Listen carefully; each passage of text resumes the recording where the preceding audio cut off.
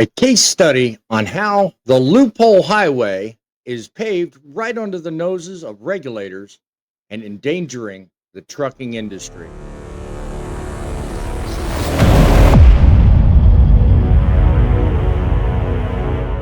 Howdy ho, Boss Man here, the CIC of the Truth in Broadcasting Network, bringing you the road, the headlines, and common sense you won't get anywhere else. Lessons that move you forward and help make trucking great again. March 13th, 2025, catastrophic collision involving 17 vehicles, leading to the untimely expiration of 5 individuals. At the heart of this calamity was a 37-year-old under the name of Solomon Araya, the operator of a semi-truck implicated in the crash and also subject to a lot of speculation, some of which I want to address in this video. The other thing I want to address in this video is the loopholes that allegedly allowed him to operate a vehicle. Put down in the comments if you think he should have been allowed to drive a commercial motor vehicle. Stick with me, as I'm going to uncover some facts that are going to prove my case.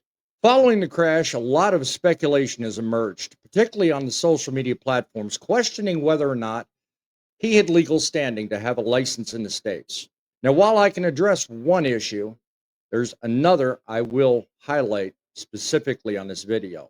There are people paid bigger bucks than me to determine whether someone's legal to drive in the States, and it's currently going through a lot in the courts. My hope is that if you speak English and can understand this video, you can get a CDL and operate in the States.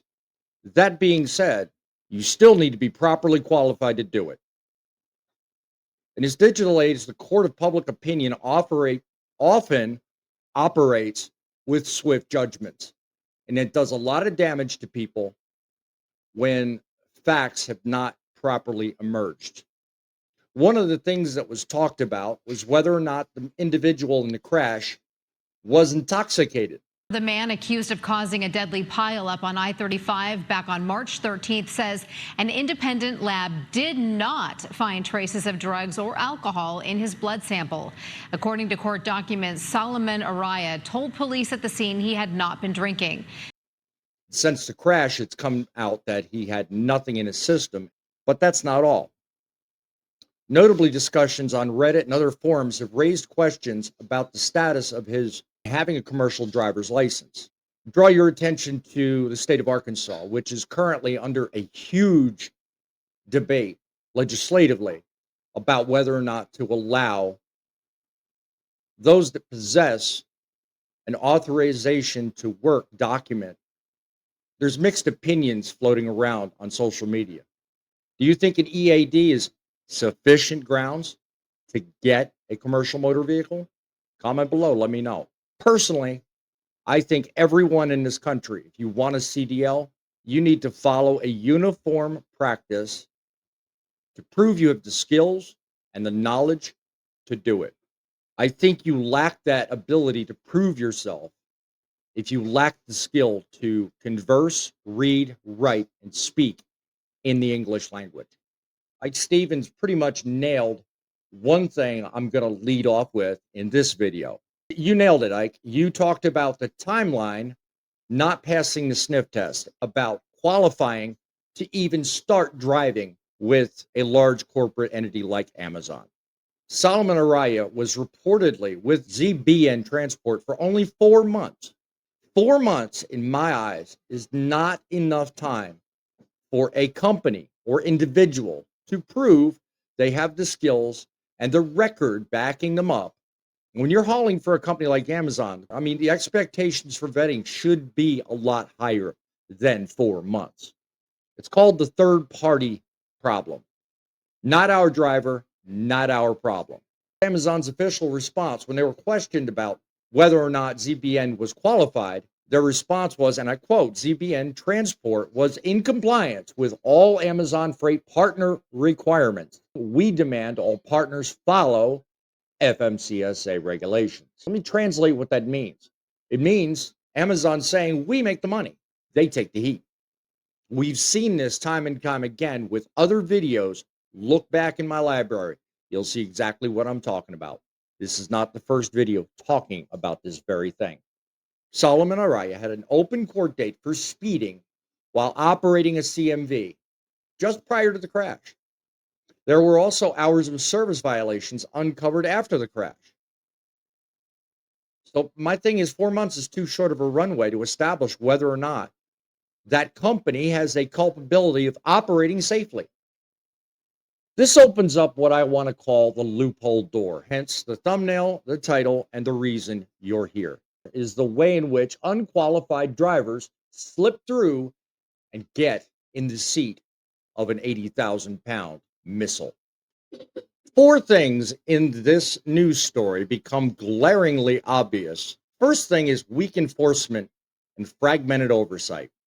When companies like ZBN Transport operate as a small to mid-sized contractor, the FMCSA doesn't always have a clear, fast way to detect pattern violations. Data is siloed, it's put into a certain location, and there's no central way to pull up any data to see any changes or clear pattern of violations.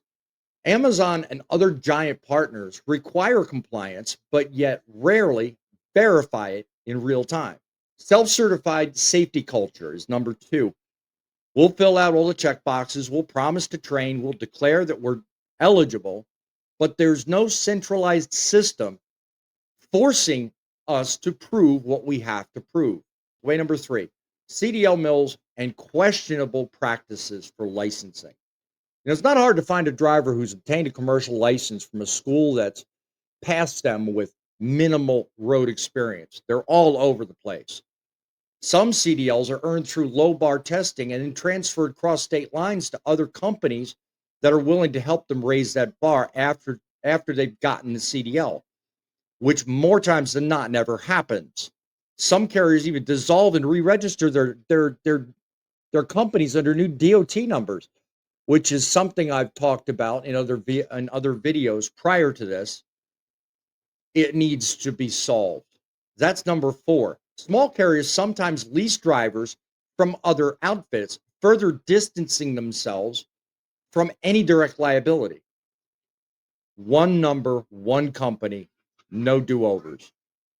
But it's interesting how this news story and this case exposes certain things I would like to have the FMCSA and Department of Transportation take a deeper look at so that we can raise the standards in this industry.